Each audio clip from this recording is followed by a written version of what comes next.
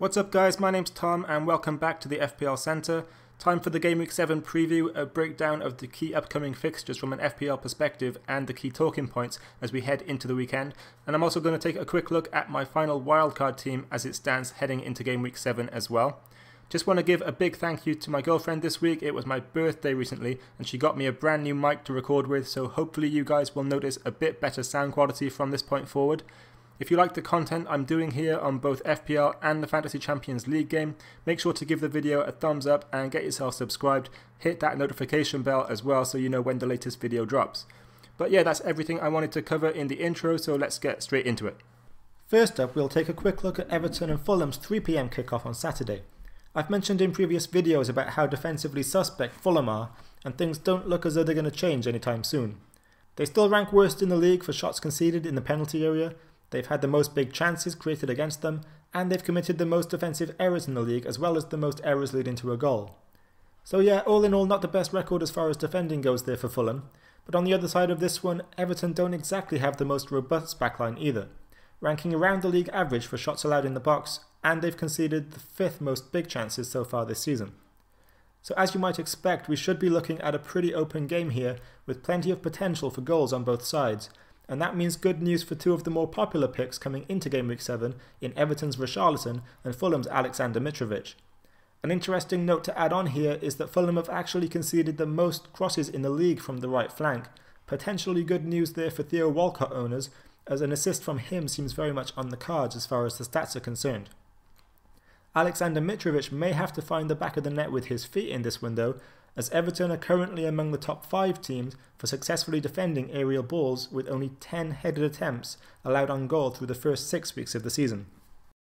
Next up, we'll take a look at Huddersfield and Spurs, a game which has been talked about quite a lot in FPL Twitter circles this week, and of course this one is also a central part of my decision to activate my wildcard for Game Week 7.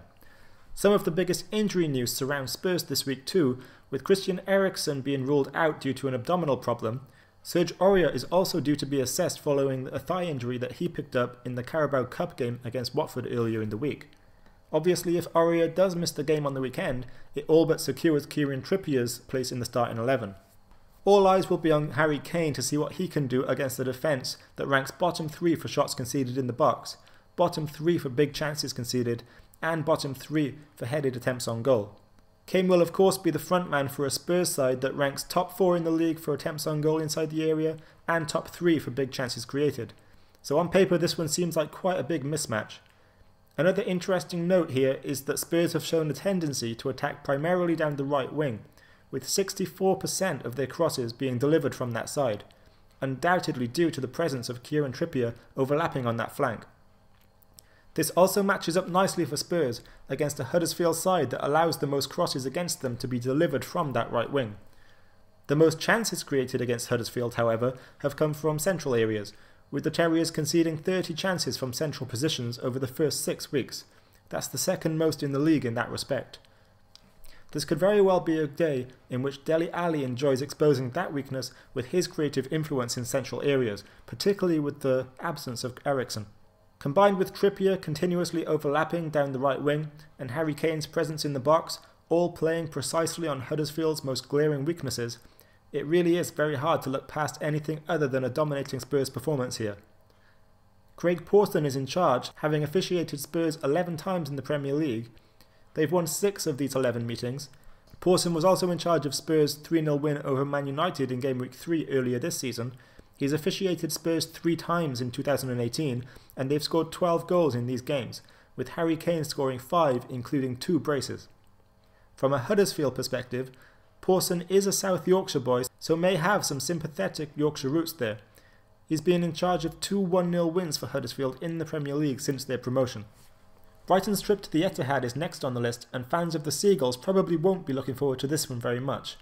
Brighton have conceded the 5th most shots in the box so far this season, with 60, and you can only see that number rising quite a bit as they play the very best team in the league when it comes to generating attempts on goal from inside the area. Man City have created 89 shots from within the opposition's area through the first 6 weeks of the season. That's 20 more than any other side in the league has managed. City also stand head and shoulders above the rest of the league when it comes to big chances created with 25. That's 8 more than Liverpool and Spurs have managed so far. Again, not great news for Brighton, who have given up the third most big chances to their opponents so far this season. Sergio Agero and his 2.9 million FPL owners should rightfully be licking their lips ahead of this one then, providing he plays enough minutes to do some serious damage. As should owners of Raheem Sterling and whichever Silva Pep decides to play centrally. This is because Brighton have conceded the most chances from the right wing, where Sterling tends to line up, or from the centre of the pitch, which is where we've seen both David and Bernardo inflict the most damage. Some consolation for Brighton, however, lies in the fact that they've faced 3 of last season's top 4 already in Man United, Liverpool and Spurs, and they've not lost by more than 1 goal in any of those games, including of course that heroic home victory against United in Game Week 2. In fact, in those 3 specific game weeks, Brighton have performed slightly better defensively as far as the stats go, suggesting either a tactical adjustment or a motivational aspect is at play when facing bigger teams. That would obviously be the case here too, as they come up against last season's champions, but away from home, it's very hard to see Brighton performing well enough to keep this one within a single goal difference. Lee Mason will ref this one. Man City have won their last 5 games with Lee Mason in charge, a run dating back to 2015. In these games they've scored 17 goals with Sergio Agero scoring 8 of them, including 3 braces but no hat-tricks. We'll take a look at the biggest game of the weekend as Chelsea host Liverpool at Stamford Bridge on Saturday. Chelsea and Liverpool are 2nd and 3rd in the league respectively for generating shots in the box, with Liverpool ranking 3rd best for creating big chances with 17, and that's 4 more than Chelsea have managed with 13. Both teams are also in the top 3 in the league for collective shots on target, behind only Man City. Defensively, as you might imagine, both teams also rank among the very top teams in the league for allowing the fewest shots in the box, but Liverpool are actually much better at limiting the number of big chances their opposition has. The Reds have only allowed 2 big chances against them all season, which is best in the league, while Chelsea have allowed 11, around the same number Newcastle and Leicester have given up so far. This suggests there is potential for Liverpool to exploit Chelsea's system then, and earlier this week I actually saw a thread on Twitter by Distance Covered highlighting how Chelsea are vulnerable in transition and actually play right into Liverpool's hands with their tactical setup. This is largely because, with Rudiger out, Sarri would likely line up with Alonso, Cahill, Luiz and Azpilicueta. None of them are especially fast, and they'll have to manage the runs in behind from Mane and Salah. Chelsea play with a very high line and a lot of emphasis on defenders passing out from the back. They also have an attack that favours the left-hand side, with Alonso obviously being very attacking, potentially leaving a lot of space in behind for Salah to run into and expose on the wing. I've also covered in previous videos that Liverpool have delivered over 65% of their crosses from the right hand side this season, so you really have to think that Alonso's going to have his hands full, particularly since Sarri has indicated he doesn't really want Hazard wasting his energy by tracking back or coming deep for the ball.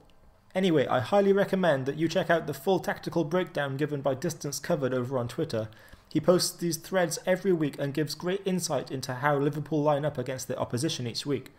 I'll make sure to include a direct link to the thread in question in the description below, and make sure you give him a follow on Twitter while you're there as well. Salah and Mane are the ones I'd likely highlight for this one then, due to Chelsea's lack of pace at the back, and honestly I think Chelsea might struggle to get a hold in the game if they try to play that high-line possession-based game we've seen from them so far. So this is the final wildcard team as it stands, quite a few changes, so let's run through them. Goalkeeper is the only position I'm still undecided on. Right now I've got Hart and Patricio here, but I really am tempted to just go Ederson as a set and forget option or something along those lines. I could even run with just one 4.5 million keeper as a set and forget as well. It might be a deadline decision as far as which direction I go, but yeah, let me know in the comments what you guys think is the best strategy this season when it comes to keepers. In defence, obviously Peltier is out and Doherty comes in for an upgrade there. I've also swapped out Mendy for Trippier and downgraded Robertson to Trent Alexander-Arnold there to save 1 million, and Trent will likely be benched this week. Aaron Wan-Bissaka and Alonso both keep their places in the side.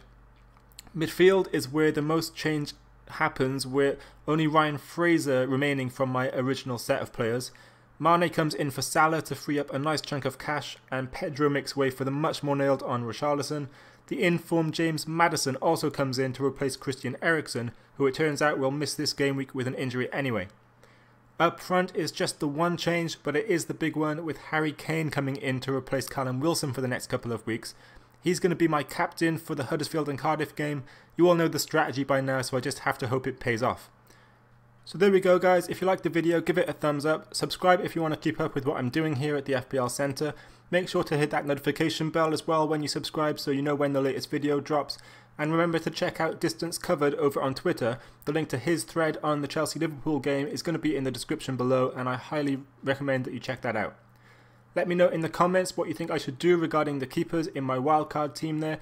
Do you think it's best to go for a set and forget on the more expensive side like Edison, maybe just a 4.5 set and forget like Hart, or if you think it's best to stick with the 4.5 million rotation strategy that I've done so far this season. Also let me know if you like the team as a whole and if you guys have made any big changes to your sides this week. But yeah, that's all from me today guys, good luck in Game Week 7 and thanks for watching.